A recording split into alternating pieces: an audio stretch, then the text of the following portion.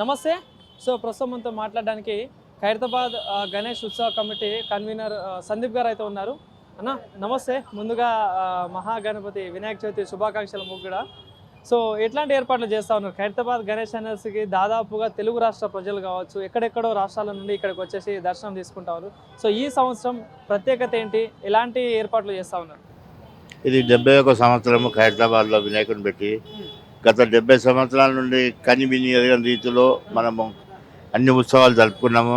వినాయకుని నవరాత్రి ఉత్సవాలు ఈ సంవత్సరం భారీగా ప్రతి సంవత్సరము వినాయకుని పేరు ఏదో నామకరణం చేస్తాము. ఈ సంవత్సరము విశ్వశాంతి మహాశక్తి గణపతిగా పేరు పెట్టినాము. ఇది దాదాపు 3 నెలల సమయం పట్టింది. 250 మంది కార్మికులు రాత్రి పగలు కష్టపడుతూనే ఇంత పెద్దగా అయింది. ఇది వినాయకుడికి 25వ తారీఖు రోజు ఆగమనం, అంటే అది ఆగమనం ప్రోగ్రాం చేస్తున్నాము.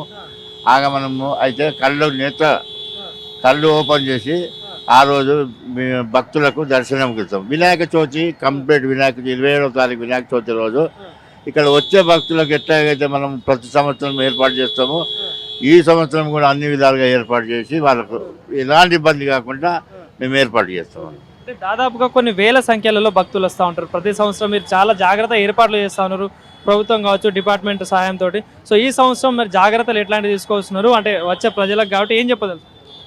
ఖైరతాబాద్కు వచ్చే భక్తులకు మేము అన్ని విధాలుగా ఏర్పాటు చేస్తాము. గత సంవత్సరం ఎట్లాగైతే అడుగడుగున వాలంటీర్ని పెట్టి సీసీ కెమెరాలు ఏర్పాటు చేసి పోలీస్ డిపార్ట్మెంట్ సహకారము, మా వాలంటీర్ సహకారము, బస్తీ బజార్ సహకారము, అందరి సహకారంతో ఈ వినాయకుని ఉత్సవాలు ఘనంగా జరుపుకుంటామని మనం చేసుకుంటాం. అంటే ఎన్ని రోజుల నుండి పనులు చేస్తా ఉన్నారు, ఏర్పాట్లు చేస్తూ ఉన్నారు? ఎక్కడెక్కడ నుండి పిలిచారు పని చేసేవాళ్ళు? దాదాపు 3 నెలల సమయం పట్టింది.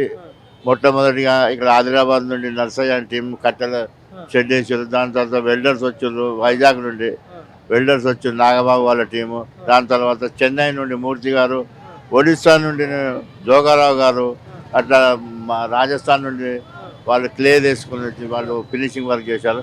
అట్లా దాదాపు 250 మంది కార్మికులతో రాత్రి పగలు కష్టపడి ఈ వినాయకుని తయారు చేశారు. అంటే నార్మల్గా జాగ్రత్తల విషయంలో కొన్ని తోట్లాట కాబట్టి ఇలాంటి చాలా ఇన్సిడెంట్లు జరుగుతాయి. దానికి మీరు చాలా జాగ్రత్తలు తీసుకుంటారు. సో మరి అంటే డిపార్ట్మెంట్ సహాయంతో కాబట్టి ఇందాక మీరు చెప్పినట్టు సీసీటీవీ ఫుటేజ్ అదంతా కావచ్చు. సో వచ్చే భక్తులకు ఎలాంటి జాగ్రత్తలు తీసుకోవాలని చెప్తున్నారు? నేను చెప్పినా కదా, మేము సీసీ కెమెరాలు అడుగడుగున సీసీ కెమెరాలు ఉన్నాయి. అక్కడ రైల్వే గేట్ వరకు, ఇక్కడ ఈ మన ఐమాస్ వరకు అట్లా అడుగడుగున సీసీ కెమెరాలు ఉన్నాయి.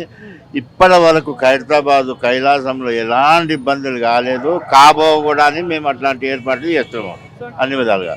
అంటే ఏదైతే మొదటి రోజు పూజకి ఎవరైనా స్పెషల్ గెస్ట్ ఎవరైనా ప్రతి సంవత్సరం ఆనవాయితీ మన ఖైరతాబాద్ వినాయకునికి రాష్ట్ర గవర్నరు, మరి రాష్ట్ర ముఖ్యమంత్రి గారు, మరి స్థానిక ఎమ్మెల్యే మా ప్రెసిడెంట్ అయినటువంటి ఎమ్మెల్యే దానం నాగేందర్ గారు వీళ్ళు మొట్టమొదటి పూజకు వస్తారు.